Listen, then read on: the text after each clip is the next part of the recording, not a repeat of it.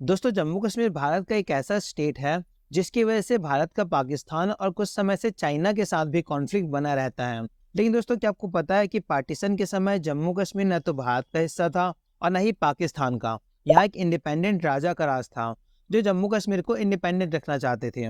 भारत के freedom fighter जब जम्मू कश्मीर के राजा को भारत का हिस्सा बनने के लिए कन्वेंस करने गए तो उन्होंने भारत का हिस्सा बनने से इनकार कर दिया। तो आखिर किस तरह से जम्मू कश्मीर भारत का हिस्सा बना और क्या है जम्मू कश्मीर का इतिहास, आइए जानते हैं इस वीडियो में।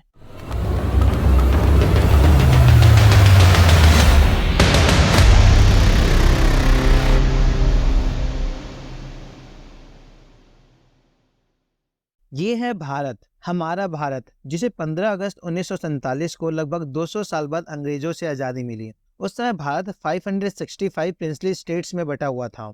ब्रिटिशर्स भारत छोड़ने से पहले इन सभी प्रिंसली स्टेट्स को 3 ऑप्शन देते हैं, या तो भारत का हिस्सा बनो, या पाकिस्तान का हिस्सा बनो, या इंडिपेंडेंट रहो। भारत के आयरन मैन कहे जाने वाले सरदार वल्लभ भाई पटेल और वीपी मेनन इन सभी प्रिंसली स्टेट्स को भारत का हिस्सा बनने के लिए कन्विंस करने लगे, पर हैदराबाद, जूनागढ़ और जम्मू कश्मीर के राजाओं ने भारत का हिस्सा बनने से इनकार कर दिया। हैदराबाद और जूनागढ़ के बारे में हम किसी और वीडियो पे चर्चा करेंगे। इस वीडियो में हम सिर्फ जम्मू कश्मीर के बारे में बात करने वाले हैं, और यदि हम जम्मू कश्मीर की हिस्ट्री को देखें तो पाएंगे जम्मू कश्मीर की हिस्ट्री काफी पुरानी है। माना जाता है कि कश्मीर का नाम ऋषि कश्यप के नाम से रखा गया। वह जम्मू के पहले राजा थे। उनके बाद द ग्रेट एम्परर अशोका ने यहाँ बौद्ध धर्म का प्रचार किया और 14वीं सेंचुरी तक यहाँ पे बुद्धिस्ट और हिंदू राजाओं ने रूल किया। पर 1339 में एक मुस्लिम रूलर शाह मीर शमसुद्दीन ने इसे अपने कब्जे में ले लिया। फिर मुगल बादशाह अकबर ने 1587 में इस एरिया पे इन्वेड किया और जम्मू कश्मीर को मुगल साम्राज्य का हिस्सा बना दिया। पर जब 18वीं सेंचुरी में मुगलों की पावर वीक होने लगी तो इसका फायदा उठाते हुए अहमद शाह अब्दाली ने जम्मू कश्मीर को अपने कब्जे में ले लिया। अहमद शाह अब्दाली ने कश्मीर के लोगों पर बहुत अत्याचार किए। इन सबसे तंग आकर कुछ कश्मीरी पंडितों ने सिख अंपायर के राजा रणजीत सिंह से मदद मांगी। महाराजा रणजीत सिंह ने तुरंत शाह मीर शमसुद्दीन के सैनिकों पर हमला किया और उसे अफगानिस्तान की ओर खदेड़ते हुए पूरे जम्मू कश्मीर में सिख अंपायर को स्टैब्लिश किया। महाराजा रणजीत सिंह के समय सिख अंपायर का रिलेशन सभी राजाओं के साथ अच्छे थे, लेकिन उनकी मृत्यु के बाद ब्रिटिशर्स और सिख अंपायर के बीच रिलेशन खराब होने लगे।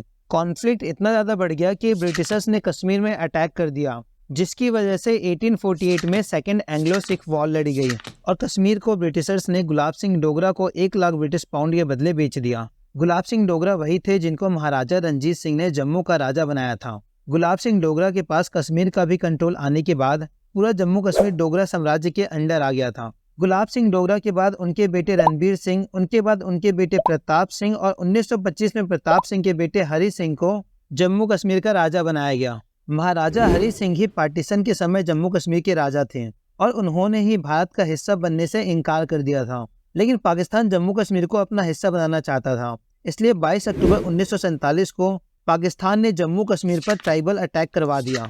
इस अटैक से हरि सिंह की सेना लगभग हार ही गई थी। तभी महाराजा हरि सिंह भारत के पास हेल्प के लिए पहुंचे, जहां 24 अक्टूबर 1947 को पंडित जवाहरलाल नेहरू और वल्लभ भाई पटेल ने राजा हरि सिंह को एक कंडीशन पर हेल्प करने के लिए रेडी हो गए, और कंडीशन यह थी कि जम्मू कश्मीर को भारत का हिस्सा बनना पड़ेगा। राजा हरि सिंह मान गए और इसी कंडीशन की वजह से 26 अक्टूबर 1947 को कश्मीर भारत का हिस्सा बन गया। इसके तुरंत बाद जवाहरलाल नेहरू ने कश्मीर में इंडियन आर्मी को भेजा और पाकिस्तान की आर्मी को पीछे खदेड़ने लगे। यह सब हो ही रहा था तभी माउंटबेटन और जवाहरलाल नेहरू इस बात को यूएन ले गए, जो नहीं ले जाना चाहिए था। इसके बाद United Nations commission for India and Pakistan form हुआ। यूनाइटेड नेशंस ने न तो भारत की बात मानी और न ही पाकिस्तान की बात मानी। उन्होंने एक सीज फायर लाइन ड्रॉ की जो आज एलओसी से मिलती है, और कंडीशन रखी कि भारत और पाकिस्तान दोनों की आर्मी पीछे हो जाए। फिर यहाँ की जनता वोट करेगी कि उन्हें भारत का हिस्सा बनना है या पाकिस्तान का। भारत ने अपनी आर्मी तो पीछे की, पर पाकिस्तान ने नहीं की, और तब से लेके अब तक पाकिस्तान ने इस एरिया पर अपना कब्जा कर रखा है, जिसे हम पाकिस्तान ऑक्यूपाइड कश्मीर के नाम से जानते हैं। इसके कुछ सालों बाद जब शेख अब्दुल्ला जम्मू कश्मीर की सत्ता में आए तो उन्होंने जम्मू कश्मीर के नागरिकों को एक स्पेशल स्टेटस देने की मांग की। इस मांग के लिए उनका कहना था कि जम्मू कश्मीर के कुछ लोग यहाँ हैं और कुछ लोग पाकिस्तान ऑक्यूपाइड कश्मीर में हैं, और जब तक पाकिस्तान ऑक्यूपाइड कश्मीर भारत के अंदर ना आ जाए तब तक जम्मू कश्मीर के नागरिकों के पास यह स्पेशल स्टेटस हो।